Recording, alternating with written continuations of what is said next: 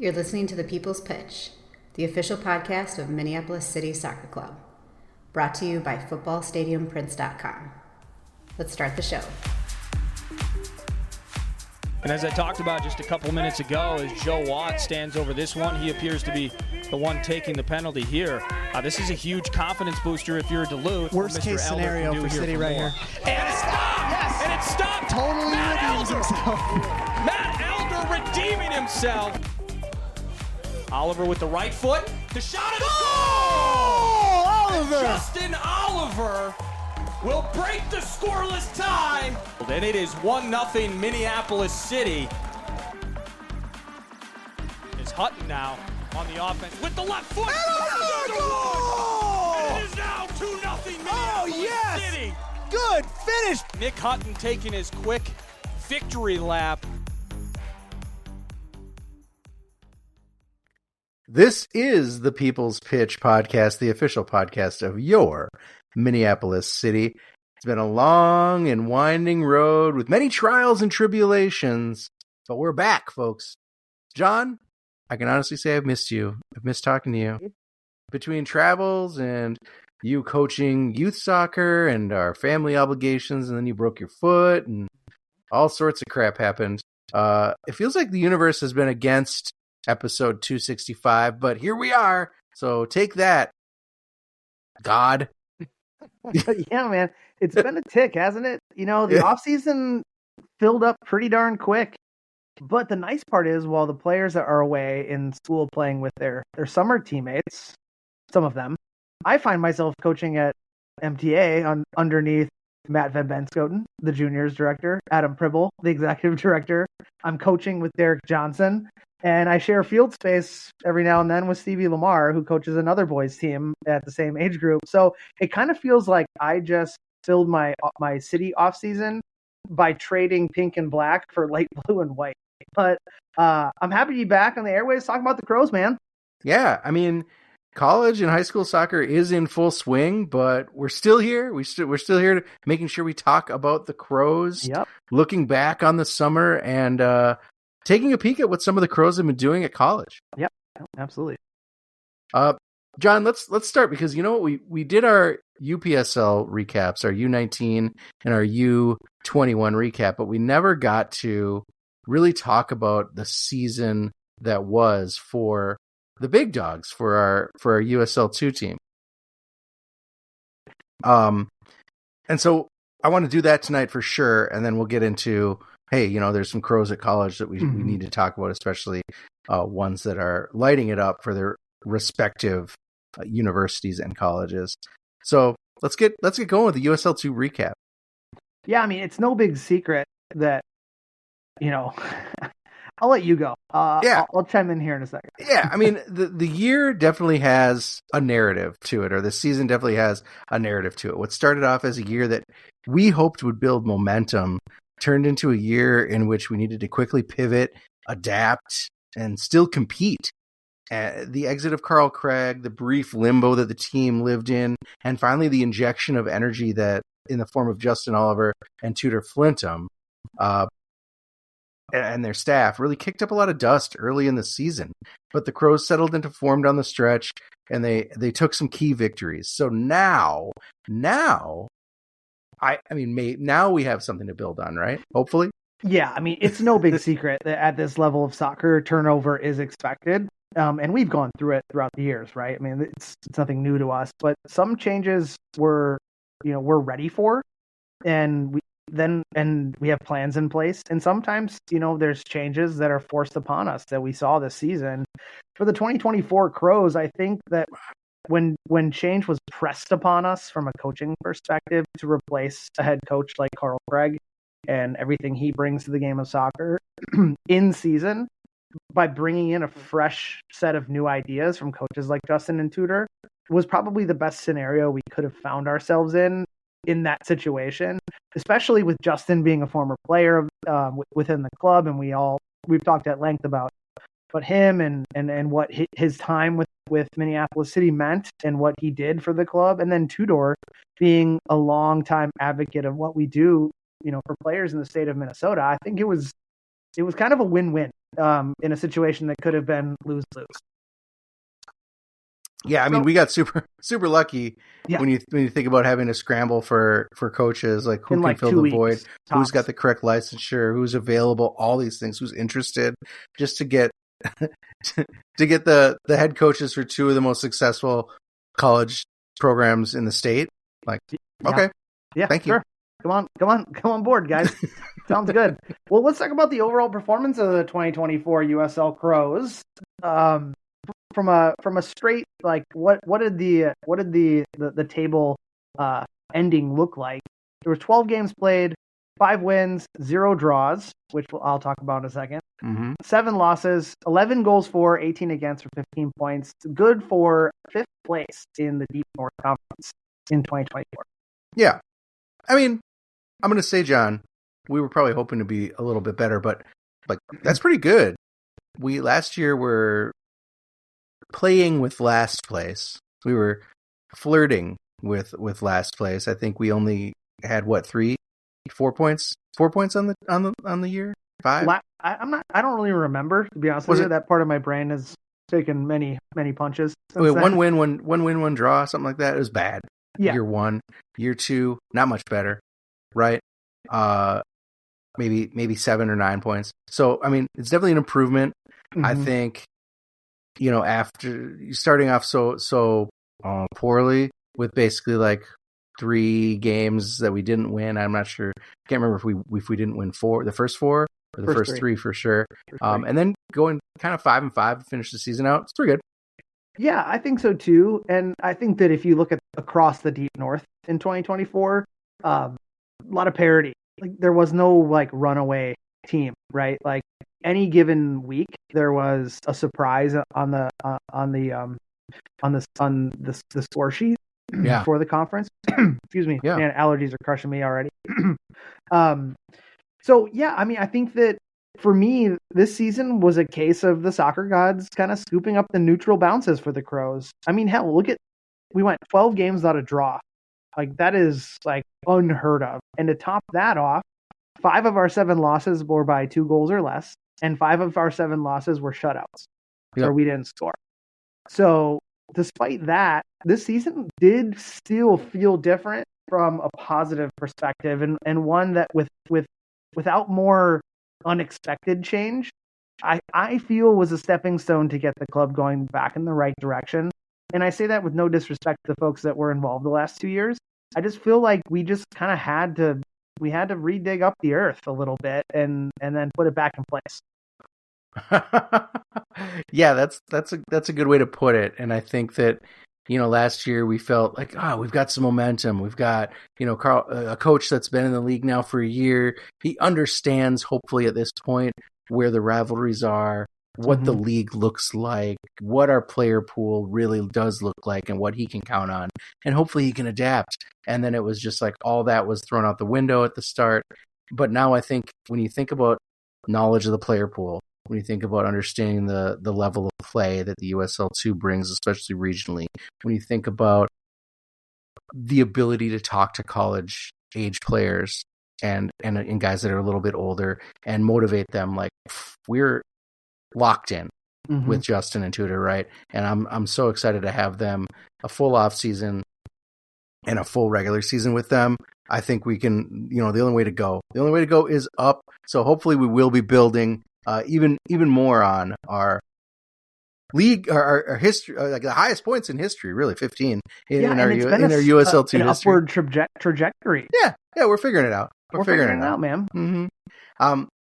Last time when we did the recap of the UPSL, we wanted to make sure we touched on some challenges that the team faced, maybe some highlights of the season, some big wins, and then we go into individual player awards. So let's get started with the challenges that the team faced, and we've already talked about it. It's the biggest one for me is obvious. It's the tough start, right? It can't get more challenging for a team than basically going without a coach, going without a head coach for the first 3 to 4 games of the season. And I'd say there was really no coaching staff really for the first 3 or 4 games of the season, besides MVB, who was thrust into the role, just happened to be on the road. Like, I have to coach tonight because I'm the only one with a license. right? Like that sort of thing, right? It wasn't licensed. It was registered to be able to coach. That's what I mean. Yep. I'm the only one with a card. Credentials. Yeah, with the credentials. Yes. And so like hard for a team to adjust that. Like there's a lot of uncertainty in that. All of a sudden, guys ask themselves questions, asking each other's questions, figuring out what's the game plan. MVB hopefully has been in on some of these game planning conversations, but probably not, right? So he's just like, I don't know, let's figure this out and let's use the talent that he and the way he knows best. So that's hard, right? Hard to overcome. We saw that on the road to the Bavarians. We saw that at home against St. Croix, and then finally when Justin and Tudor took over, it still kind of carried over in that third week, that third loss against RKC. Mm-hmm. So that's tough to stumble out of the gate like that, especially under those circumstances that the players can't really control. Yeah, that's a tough way to tough deal of cards there. For me, it was scoring goals. With us not being able to find a steady source of scoring that you see from the other teams in the league, that they had that on a regular basis, whether it was Arturo in Thunder Bay, whether it was Nathan Donovan for... I think you mean Atardo. Whatever. Arturo, Tardo. That's his name. Tomato. Or Nathan Donovan with St. Croix. The abundance of chances that the playing style of Justin Oliver created have to be converted at a higher rate. And those those stats I gave, like one we had no draws, so that the chances of moving, even getting points out of 4 of the 5 4 out of the 7 losses, being able to at least score a point would have been great, or one goal would have gotten us a point, or a 2-1 loss, making that a 2-2, or potentially creating some of those chances into goals and being 2-1 versus 1-0, things like that. Like, we have to get those going in order to stack up wins in the short season. So I think that scoring goals we only had 11 in 12 games, so we had less than a goal a game. And we ended up, still competing week in and week out without, a steady goal scorer. Yeah, I looked at goal leaders for the team, and it's probably not a good sign for your team when it's a guy that you called up with 3 games left, and 2 center backs. Yep. Yeah. I mean, there's no sugarcoating that one, is there? Nope. But hey, you know what? Let's not dwell on the negative, John. Let's get to the highlights. Yeah, let's get to the positive. There are a lot of highlights this season, and I'm going to start with, for me, it's the win in our Gene Party match versus Thunder Bay. We looked at the schedule. I think I said this at the end of the season too. When we looked at the schedule in the preseason, and we're like, oh, sweet. 3 games against the Bavarians, that's 3 easy wins. Oh, snap. 3 games against Thunder Bay might be a trade-off. If you told me that in preseason we were going to take 2 or 3 from Thunder Bay, I'd either called you crazy, or I would have expected us to win the division. Like, wow, we are going to be on a tear. If we can beat Thunder Bay 2 out of 3 times, we got this on lock. So for Thunder Bay to come back, looking to win that rubber match, looking to avenge their loss earlier in the season to us, also at home, 1-0. It was just so phenomenal, especially given that it was on the heels of Misael Harris getting called up and getting that goal. Such a phenomenal atmosphere, the goofy kits, the production of it all, the selfie, all that stuff was just like, damn, that was a fun win. Yeah, I think we agree here. For me, it was the whole Gene Party event, top to bottom, including the game. You mentioned, some of the highlights of the event and the day, but I think we did a great job as a club, raise money and awareness for a great cause. But I know I'm not the only one who ended that day with the feeling that it felt like the old days, like the old NPSL days, where the stadium was packed. It was like what it used to feel like when you were at a Minneapolis City game, and I think that was also the feeling from the staff, from the players on the field, with all the fans there, and then also for the fans, like to to not have elbow room because the whole place is packed is an awesome thing at Edor Nelson Field in the summer with great weather for a game of soccer. And I think that top down, everyone felt it and performed. So I think we need to get back to that. We need to pack the Nelly. We need to get butts in the seats, and it helps elevate and create that home field advantage that we used to have when we were in the NPSL. Yeah, well said. All right, let's get to some individual awards. Yeah, let's go with Defensive Player of the Year. So I'll kick it off with my vote goes to Nick Kent.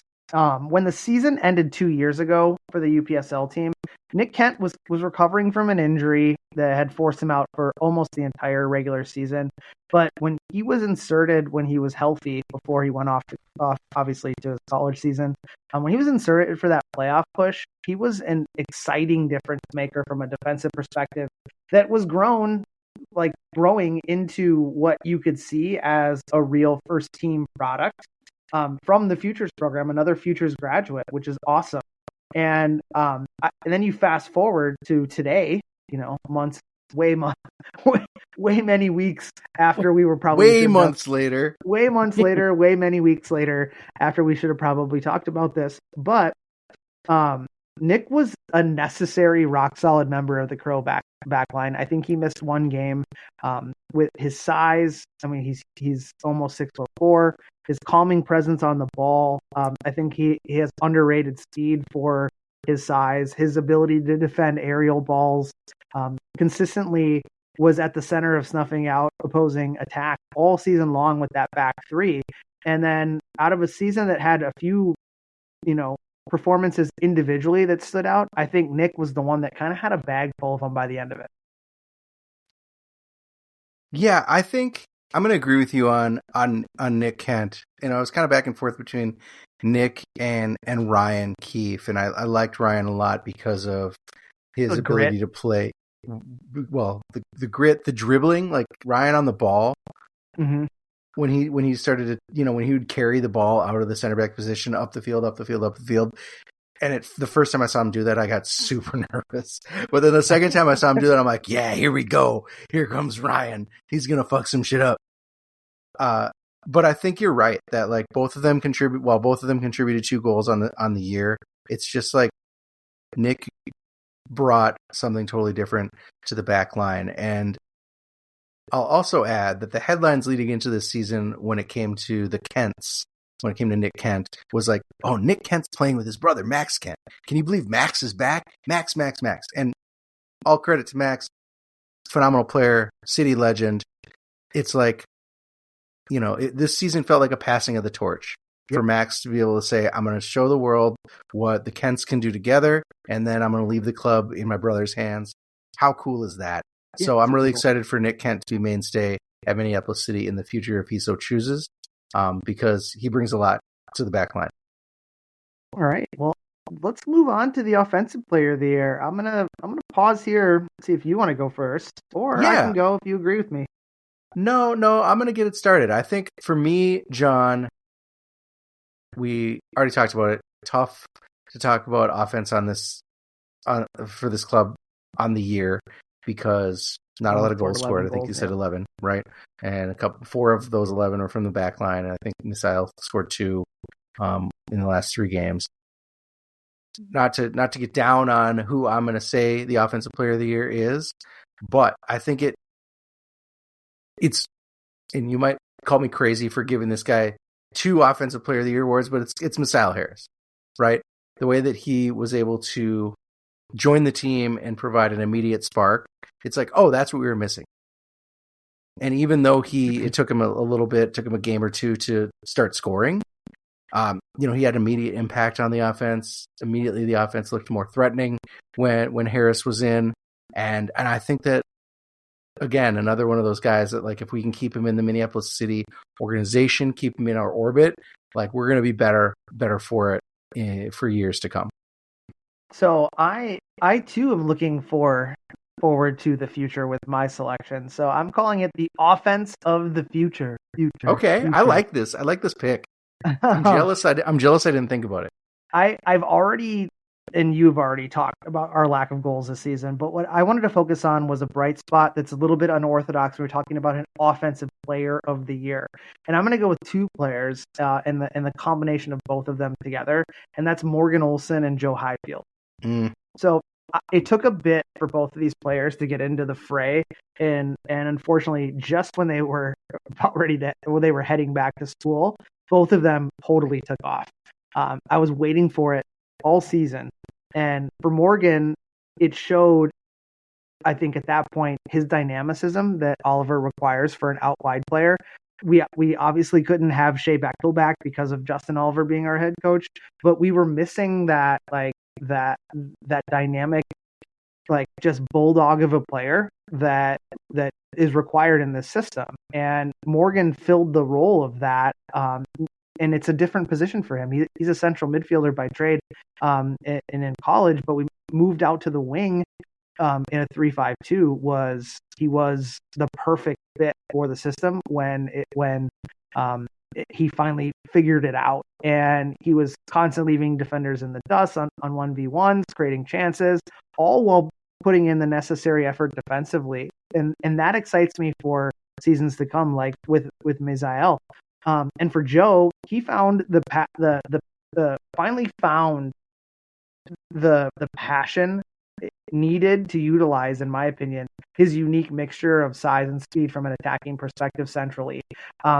He started to create off the dribble, picked up a couple penalty calls on beating guys 1v1, getting taken down in the box. He's like 9 feet tall, so he was physically imposing himself on defenses. And here's the thing too, why I didn't necessarily put Mizael into this conversation point is that Morgan and Joe have a friendship that goes back to their youth days of playing soccer together. And that's something that you can't create, and you can add to it, but you can't create it from scratch or even foster it. Like, these guys just know each other. So I'm super excited for if these two guys can come back, and then if you throw your nominee in the mix in Mizael, if he can come back, there's your front three. Yep. And I think we know. We'll talk about them in Crows Go to College, but we might have a fourth. Yep, exactly. And there is a connection there as well. So we're starting to get back to what made us successful in the early days, when you had players like Kevin Hoof and Max Stegward and Luke Hawkinson, who grew up playing together, are now playing together again. Getting the band back together for the summer and go on an outdoor venue tour. I like that, and I like the Joe Highfield pick too. I think I remember the game where I think I was watching. We're separated from each other during the home games, but I was like, oh, here he is. Here's the guy John's been talking about. Here, you think about that the first game against the Bavarians where he looked really lost. Yep. And it looked like almost too much for him. But you knew it was there. It just was like, what's going on? Why is and he carried it forward, right? Like he was able to carry that confidence forward. I think he scored right away for the Pilots at Portland. Yeah. And now he's a big part of that offense in his real freshman year, because he was a redshirt last year. Yep, absolutely. Let's go to MVP. Let's do it. So my MVP pick is going to go back to something that you kind of touched base on. And my MVP pick is another unorthodox pick here, but I'm going to go with Max Kent. Yeah. So having Max back into the fold after being away for a few years from the club was, in my opinion, the perfect injection of a reminder to the younger players that are now going to be the mainstays, like we talked about, the passing of the torch, for what the future of the player pool looks like and what it really means to be part of the club. So Max shows up, takes on a leadership role. He was there as a youngster with the originals, and was the perfect elder statesman, in my opinion, to lead by example. And I know you have a different opinion on who this person is, but I think it resonates the same. That person to lead by example on the field, and also off the field. But talking about on the field, I think it was a different Max Kent. We talked about throughout the season when he left us. a different player than when he came back. Even after a year off of soccer, he had an increased ability to play the ball with advanced passes from the back line that we hadn't seen before.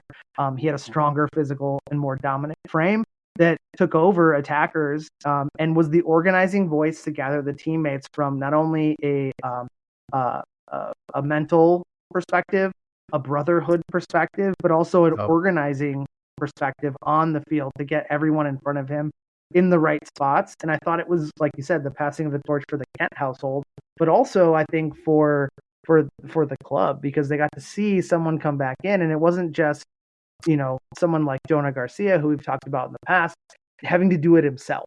And it was someone who was like, I was here and we're getting back to this. Yeah. And I think you're right. I have a similar take on that. And I'll add to it at the start, I think we can lament that there might have been a third player in the mix that was not chosen to be on the team, that was with the team all winter, right? That could have also contributed offensively and still been a leader. But I'm gonna go with Jonah Garcia as my MVP for a lot of those same reasons, right? It's an unorthodox pick. It's definitely not a stats pick. It's definitely not a goal because of goals scored or assists or clean sheets as a defender. But really, I think that Jonah, in my mind, was the glue that held this team together through a tough transition.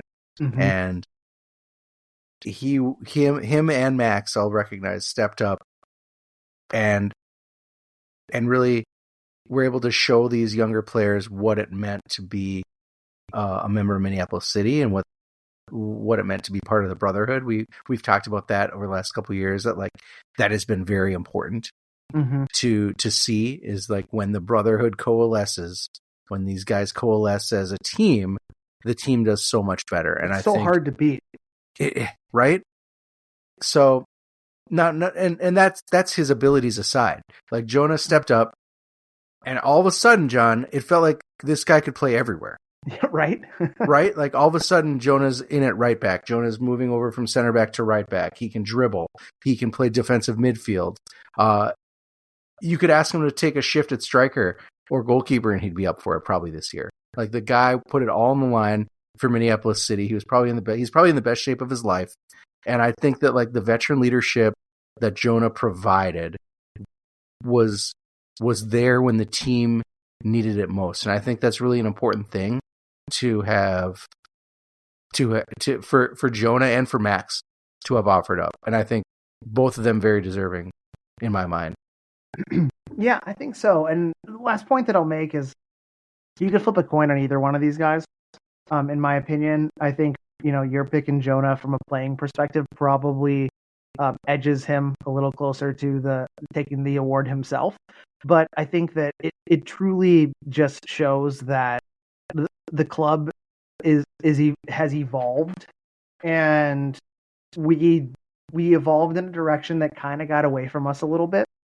And these two guys both brought it back, and you can see that. And then they're playing for one of their former teammates, who know what to expect from him. And it was just really good to see that we might not get to see either of these players play again. We'd love to have them back, obviously, but maybe we don't.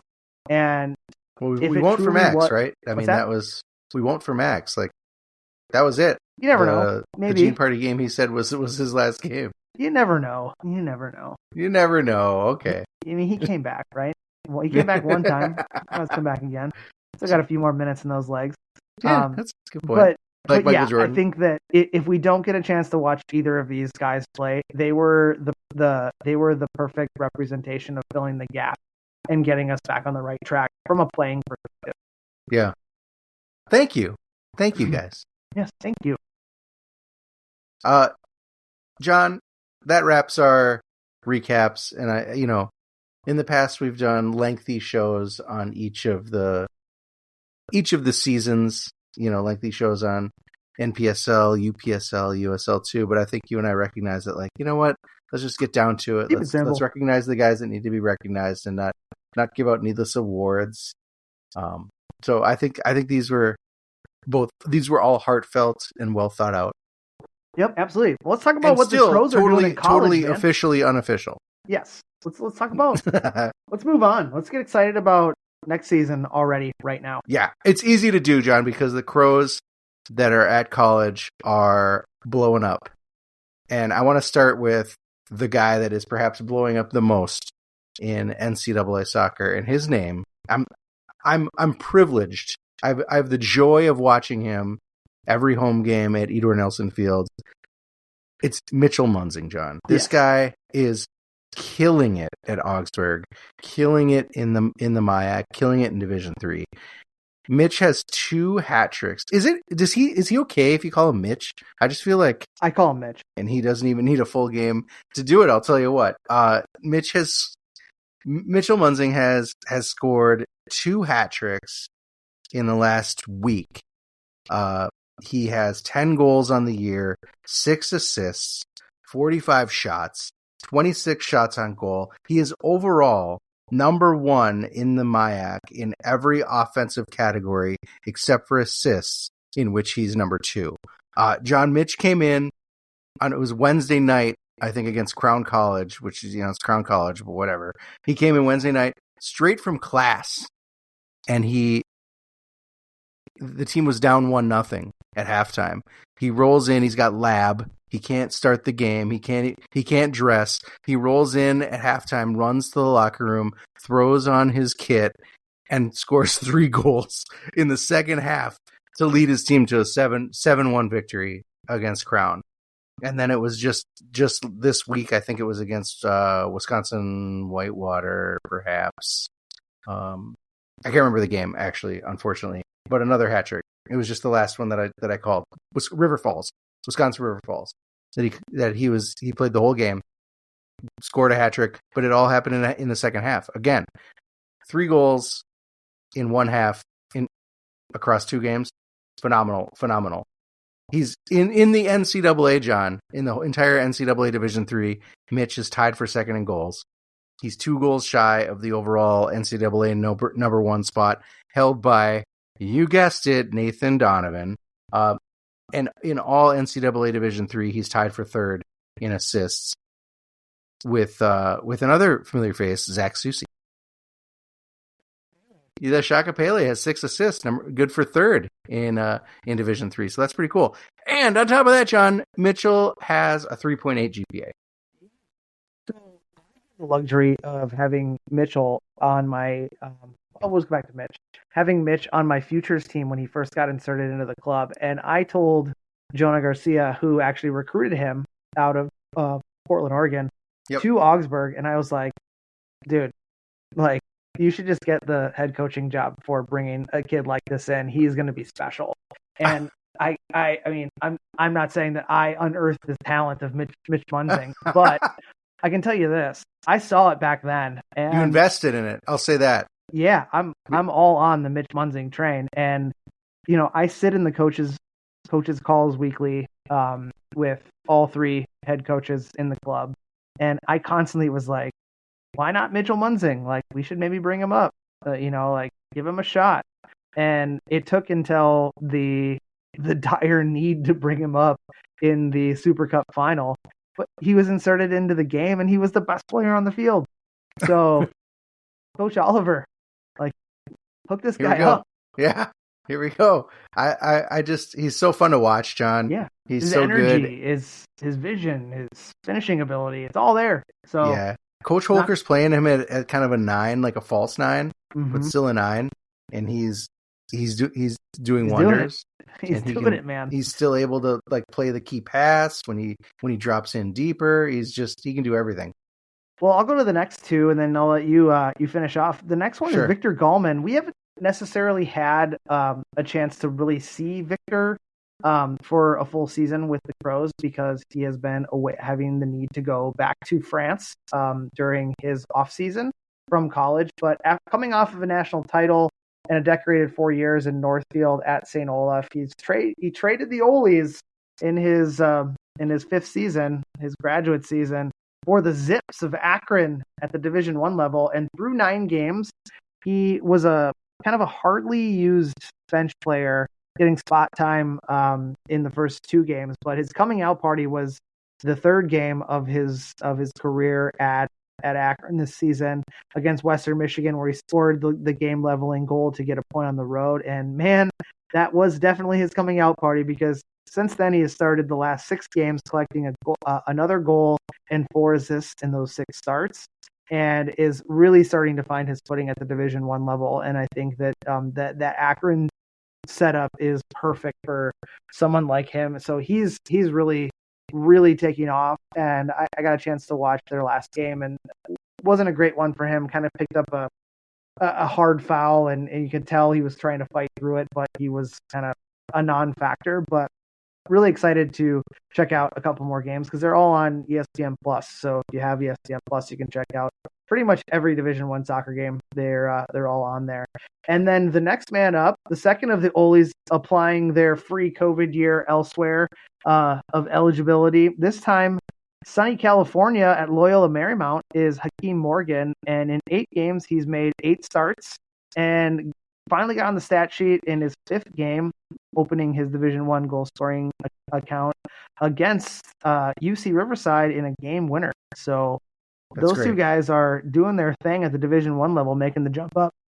Isn't it interesting, John, how you're thinking like these are the guys that are like top of their game, top of Division III, like Victor Gallman, one of the most dominant midfielders in the country with the Olies, Hakeem Morgan, phenomenal forward, and it takes them 4 or 5 games each to break in and to adjust even to Division I soccer. Like crazy how that happens, and it's great to see them both succeeding. They deserve that, right? Like that's the dream. I'll start at D3 and I'll see if I can transfer up. And it's the American dream for 2 guys from across the border. It is for 2 international players. Yeah. I want to talk about, finally, for our crows in college. I want to talk about a member of the Minneapolis City Futures, John, and it's a member of the U19 Futures that is just beginning his college career. A lot of people might not know this, but there are a lot of new teams to Division III just across the St. Croix River. Wisconsin and the Wisconsin Intercollegiate Athletic Conference has added like the WIAC, the WIAC. I don't know. I'll go with the WIAC. I'll go WIAC if we've got the MIAC. They've added 3 teams. They've added University of Wisconsin Stout, University of Wisconsin Stevens Point, and University of Wisconsin River Falls. I didn't know this until this year, that they were like, those are all brand new competitive programs this year. Varsity program. Yep, and they're joining, D3 programs, right? And they're joining, of course, Wisconsin Eau Claire, and I think there's Platteville and Whitewater, right? All in the WIAC. Yeah, they used to have Oshkosh. They used to all have a team, but yeah, and it kind of, the whole system kind of like ebbs and flows. And I think we're at 6 total teams now, right? Between River Falls, Stout, Eau Claire, Stevens Point, Platteville, and Whitewater. And that means that the WIAC gets an automatic bid to the NCAA tournament because the competition is at that level, which is great. And so I can be excused not knowing that for looking at Landon Christensen over the summer and how he shows up on the U19 team and does nothing out of nowhere and does nothing except score goals. The guy scored like 10 goals in 4 games or something insane, right? Yeah. Right. Hat trick in his first game as a Crow, right? And ends up scoring, leading the team, helping to lead the team to its Midwest West division title. And so I'm like, why is this guy going to River Falls? Right. I thought the exact same thing, but he's from River Falls. Fuck? Right? But he's from Somerset, so near River Falls, right? But also it's like, there is a consideration to be like, you know what? I'm just going to show up and I'm going to get minutes. He's guaranteed minutes. Mm-hmm. Right? And he could do what the last 2 guys we just talked about did. Yeah. He could make the jump up.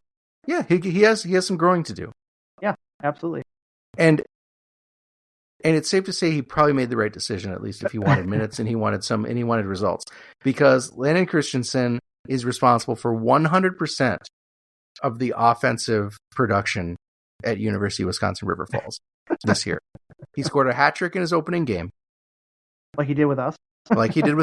right? He scored another goal the other goal that they had scored leading up to this weekend's action against Augsburg. And so he had 4 goals so far in 3 games. And then he provided 2 assists for the 2 goals that River Falls scored against Augsburg. So Landon Christensen is the offense, you could argue, at the University of Wisconsin River Falls. So go Falcons. Go Falcons. Great work, Landon. And I think this is exactly what we want the Futures program to set guys up for, is to like go to college, enter into the program at whatever level you feel comfortable, and be able to succeed. And whatever success looks like, hopefully you can help your team succeed. But damn, dude, like even though the Falcons are losing, Landon's winning, man. Well, this is a testament to another side of that conversation that should be said out loud, is you don't always have to go to the top program. If you find a school you like, it's got a program you wanna get a degree in, and it offers you the chance to play soccer, you can still play soccer and contribute. Clearly, Landon is. Yeah. But let me ask you this question. Did he look like he's been hitting a weight room? No, unfortunately, he did not, and he had to adjust his game considerably in the second half when he dropped a little deeper, and that's where the assists came. But he tried to out dribble some of those guys, and I'm going to say Jeffrey Richter did not let that happen. He was not having that. So Landon needs to bulk up a little bit, but the skills are there, and the foundation is there, and I think he's got hopefully a pretty solid career at River Falls ahead of him. Yep, and with us, because dude scores goals. So dude, we gotta have him back. Yes, we do, Nate. He needs to come back. The guy puts the ball in the back of the net, and sometimes that's very hard to do. So that'll do it for this week's show, folks, and bring a close to the full slate of Crow season recaps. Thank you to our wonderful show sponsor, footballstadiumprints.com. Our friends at footballstadiumprints.com are always expanding their soccer-focused t-shirt designs, prints, and more. Don't forget to use the code CROWS10. That's CROWS10 for 10% off everything you purchase. And remember, all orders ship right from the United States, so no pesky international shipping charges. As a reminder, Minneapolis City is a 501c3, so you can feel good that your membership doubles as a charitable donation to the club that does good. Memberships for the 2025 season are on sale now. Wow, that's early. Came up pretty fast. Get in early and save, and get a vote on big off-season decisions like kit designs, scarf designs, board members, and much, much more. We know you have thoughts, so let us know what do you want us to cover in the off-season. Who do you want us to interview? What topics you want us to discuss, etc. You can connect with us on Twitter X at The People's Pitch, and now on Instagram at People's Pitch Podcast. And you could even email us if you have questions or topics you want us to cover on the show, mcscpodcast@gmail.com. Of course, you can always connect with the club on Twitter X at MPLSCitySC, but hit us up first the show so we can get some more content for you folks. That is all for this week. I'm John. That was Nate. We're going to go into finishing our fall sabbatical for a few more weeks before we come back to you regularly with another look at Crows in college and maybe some other stuff if you send us some topics. And as always, you got hooped.